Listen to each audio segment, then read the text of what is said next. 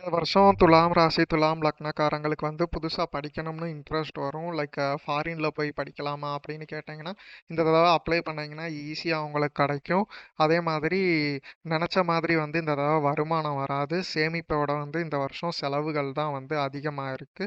Plus பேச்சுல தடுமாற்றம், சொன்ன டைமுக்கு டெலிவரி தரமாட்டேங்க. அந்த ப்ராப்ளம் இருக்கு. ப்ளஸ் புது தொழில் தொடங்கக்கூடிய அமைப்பு, தொழில் வேலை செஞ்சுக்கிட்டே வந்து தொழில் பண்ணக்கூடிய அமைப்பும் இருக்குது. இப்போ ஒரு மிஷின் வச்சுருக்கீங்கன்னா 2வது மிஷினும் புதுசாக வாங்குவீங்க. அதே மாதிரி யாரையும் நம்பி ஜாமீன் கையெழுத்தெல்லாம் போட்டுறாதீங்க, பிரச்சனையில மாட்டிக்குவீங்க. குழந்தைக்கு முயற்சி செய்கிறவங்களுக்கு இந்த தடவை பாசிட்டிவான ரெஸ்பான்ஸ் இருக்குது. அதே மாதிரி எக்ஸாம் எழுதுகிறவங்க வந்து நல்ல எஃபோர்ட் போடுங்க. 100%னா 125% எஃபோர்ட் போட்டு படிங்க, சக்ஸஸ் ஆகும். இந்த வருஷம் வந்து முக்கியமாக இந்த கொழுப்பு சம்மந்தப்பட்ட பிரச்சனை, kidney related problem, cholesterol related ப்ராப்ளம்லாம் இருக்குது.